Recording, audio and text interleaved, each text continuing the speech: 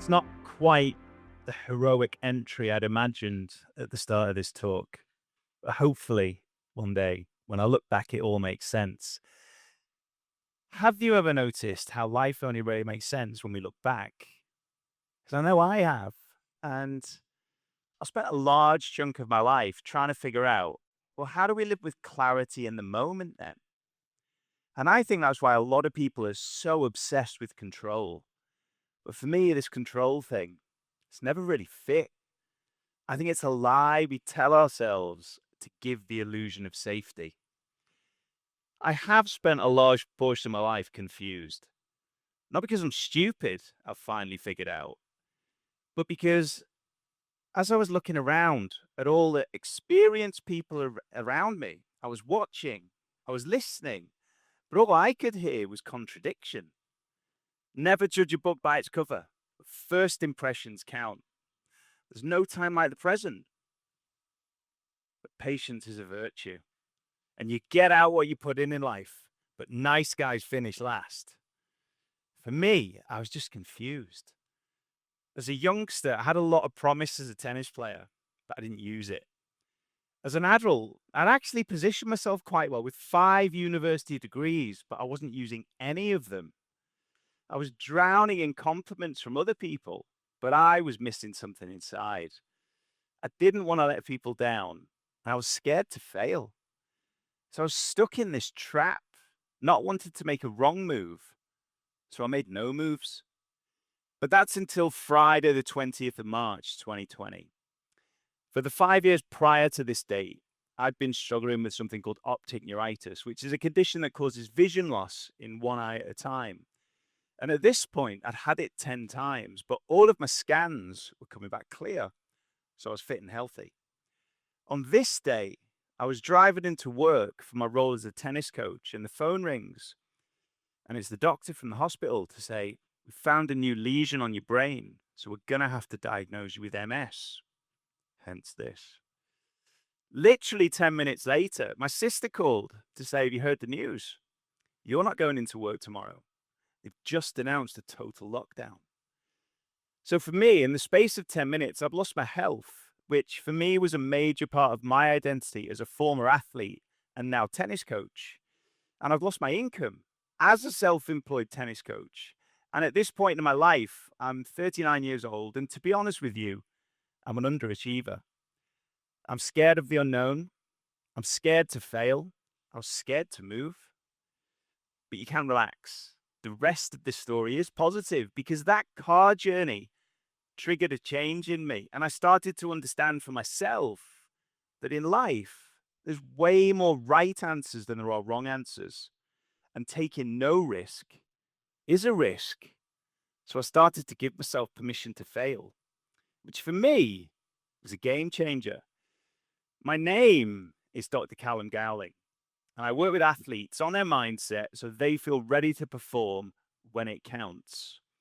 A PhD, professional qualifications, but more importantly, multiple experiences of failing in life and in sport led me to set up my consultancy to support other people to get the best out of themselves. And my outlook's pretty simple. It's all very well to have the superficial skills to be successful. But what about when the unknown shows itself, springs its trap, and trips you up? What are you going to do then? Now, it's my professional mission to help people accept the unknown and give themselves permission to fail, not because failure is a desirable outcome, but because permission to fail enables us to access the clarity we need in the moment. And I can give you an example. I was working with 2 professional tennis players recently getting ready for a competition. Both of them were well prepared physically, both were well prepared mentally, but about 3 days out, one of the players became ill. Nothing serious, heavy cold, chesty cough, leaving them lacking in energy. By the end of the competition, one of the players had won the tournament, one of the players had lost early. But which was which? Now, that's not meant to be a leading question, but it was actually the player with the cold who went on to win the tournament. But how? Because that goes against all of the sports science I've read. And what actually happened was the player with the cold had removed all of their expectations. They were only focused on trying their best and taking it day by day. They had accepted their limitations and they had considered the potential prospect of failure. And it was that permission to fail that allowed them to express themselves. Whereas the player who was fully fit, well, they went into the competition expectant of success. For them, it was now or never. And the subsequent stress and pressure they put on themselves massively hindered their performance. Now, I'm not for 1 second saying the key to a good performance is to go out and catch a cold. But I am saying we should all accept the unknown. And I am saying we should all think about trying to give ourselves permission to fail. 65% of people who've worked on accepting the unknown report better problem solving capabilities. And people who struggle to accept the unknown are twice as likely to experience high levels of stress and anxiety. So the unknown isn't to be feared. In fact, the unknown is the starting point for all things meaningful. The high achievers I come across in life, I don't see this imagined state of fearlessness that sport loves to bang on about, but I do see bravery, action in the face of fear. Nerves aren't flaws. Doubt is not weakness, and uncertainty is not hopelessness. Our best performances don't come from eliminating the unknown. Our best performances come from accepting the unknown into our lives. And we do it more often than you'd think. Because here we are in Wigan. We're 204 miles away from London. SatNav says it's a 4-hour, 9-minute drive away. So if we had to be in London for a big meeting tomorrow at 12, what time should we set off? Now, I'm guessing the time conscious amongst you wouldn't take SatNav at its word and give yourself exactly 4 hours, 9 minutes to get there. Because we all know the unknown is lying in wait. Traffic, roadworks, wrong turns, diversions. But it'll be late, miss the meeting. So we set off early. And in many ways, this hypothetical journey to London represents our shared experience of life. Because we're all on our own journey. The traffic represents the people we meet. The roadworks represent our challenges. The wrong turns, well, that's the mistakes we all make. And the diversions, that's our problem solving capability. And the time you set off, that's our acceptance of the unknown.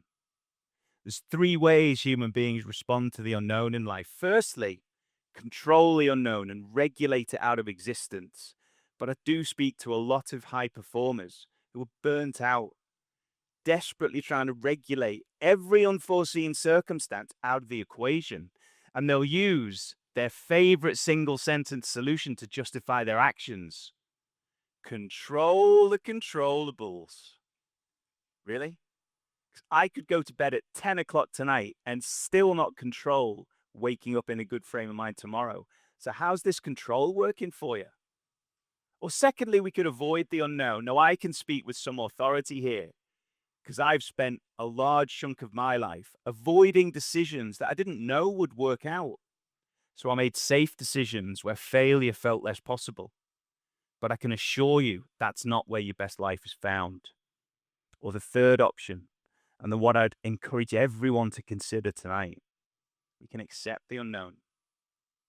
So we're going to have to consider how. How do we accept the one thing that we all find so uncomfortable, the unknown? And I'm here to tell you it starts with honest self-reflection. The Harvard Business School found that the difference between a high-achieving professional and a mediocre professional is the skill of self-reflection.